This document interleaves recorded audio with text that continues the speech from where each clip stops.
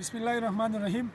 زما نوم دی امین الله مومن او وزیرباغ فوټبال ګراوند پلیر یم. فوټبال کوم دلته د تیرو 10 کالو نه 12 کالو نه دلته فوټبال کوم. دا فوټبال ګراوند چې کوم تاسو ته ښکاري دا د تیرو 40 کالو نه د فوټبال لپاره وقف کړی شوی دی، خو چونکې د دې لپاره ترقیاتي کارونو کې وسه پورې په تیرو 15 کالو کې دی کې د 10 روپو کار هم ترقیاتي نه دی شوی. بل دلته دا کوم ګراوند چې دی دلته نه ګراج ته دی، دا بلکې د ټي بي مرض د جوړولو یو ذریعه ده، بلکې دا موږ ته صحت نه راکوي بلکې ټي بي مرض موږ ته راکوي. دا د تیرو 40 کالو نه د فوټبال لپاره دی د بدقسمتۍ نه د دې هیڅ قسم کیر نه کیږي، د دې چې دی هیڅ قسم د دې نور څه دغه نه کیږي. چې کوم د وزیرباغ کوم سټاف دی هغې کې چې کوم تقریبا 28-30 پورې د هغې تعداد دی، خو په هغې کې تقریبا 8 په مشکله باندې 8 کسان 10 کسان ډیوټي کوي.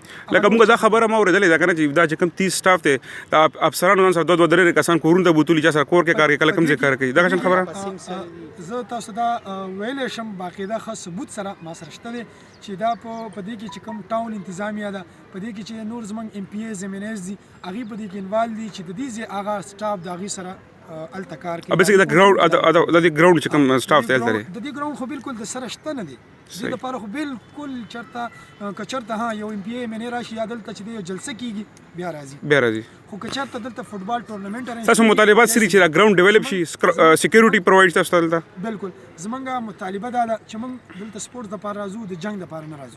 دلته راشي کرکټ والا د کرکټ دپاره خپل ګراوند 2 ګراوند شته کرکټ دپاره شته، دلته چې دا فوټبال ګراوند دی دا د کرکټ دپاره دی. باید چې موږ دې کې کرکټ نه بلکې دلته چې د کرکټ والا راځي موږ فوټبال کوو. د فوټبال د پریشر لوبه ده، ډېره سخته لوبه ده، که هغې کې تاسو څوک مخې ته راشي هسې هم یو کس نو ډېر سړي باندې بد لګي. نه ده پکار لکه د کرکټ چې 2 ګراوند شته نو کم از کم د فوټبال بلکې فوټبال گیم پکار دی، نو دې نه لانجې جوړېږي. نو چې د کرکټ ګراوند شته دی دلته موږ څه دپاره فوټبال ګراوند ته راځو، دې دپاره راځي چې لکه دلته ګراس دی وغیره. نو لکه موږ حکومت نه دا مطالبه کوو چې زر تر زره دې ګراوند باندې چې دی رحم وکړي او د نوجوانانو د مستقبل سره دې نور نه لوبېږي. ډېره مهرباني، شکریه.